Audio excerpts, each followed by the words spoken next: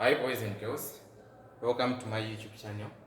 So today we are going to discuss about computational thinking. In the previous class, we discussed about computers. What is a computer? I said a computer is nothing but the integration of hardware and software. So if you combine software and hardware, then you will make a what? You will make a computer. There are different types of computers, right? You can classify computers based on size. You can also classify computers based on what? You can also classify computers based on data handling. Okay, wow. So if you classify computers based on size, there are 5 types of computers. We have what we call a supercomputer.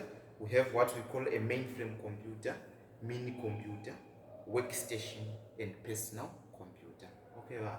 If you classify these computers based on what? Based on data handling. We have what we call digital data. We also have what we call analog data, analog computer now. Digital computer, analog computer, and hybrid computers. In the previous class itself, I introduced this word computational thinking. What is computational thinking? Suppose you have a complex problem. You have a complex problem. You want to solve a complex problem. What are you going to do? We are going to split this complex problem. We are going to break down this complex problem into what? Into small, more manageable problems. Okay, so computational thinking is nothing but a problem solving approach. This is a problem solving approach, okay, of breaking down, or you can say which involves breaking down a complex problem into a series of small, more manageable problems. We are going to break down a complex problem into a what? Into a series of small, more manageable problems. Because if you have a problem, you will be able to solve the problem only if you are understanding the problem. If you are not understanding the problem, there is no way you can solve the what? There is no way you can solve the problem. So see, it is difficult to understand this type of what? Problems. It is difficult to understand a complex problem. So what are we going to do? We are going to split, we are going to break down this complex problem into what? Into a series of small, more manageable what? Problems. Into a group of small problems that you can easily understand and what? And solve. So there are different techniques of computational thinking. There are different techniques of computational thinking.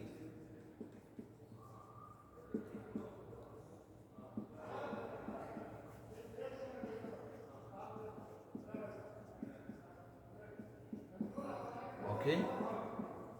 The first technique, we have what we call decomposition.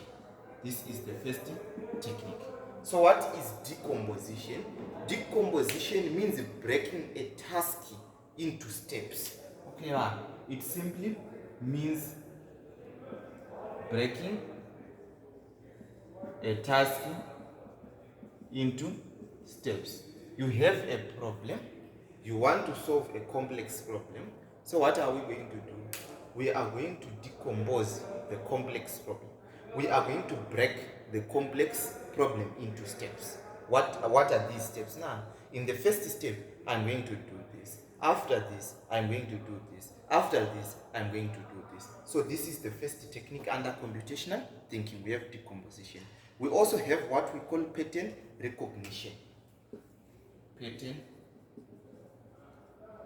recognition. Okay, so here in pattern recognition now, you should make predictions. This simply means making predictions. Okay, making predictions. Likewise, please, at least you should have pay attention to the problem. See what is happening. Okay, different problems are there. For example, say we also have a problem. Let's say you want to find the factorial of a number using what? Using functions. You want to find the factorial of a number using functions. You have to think, what are you supposed to do? The first thing, you're supposed to take the number now from the user, right?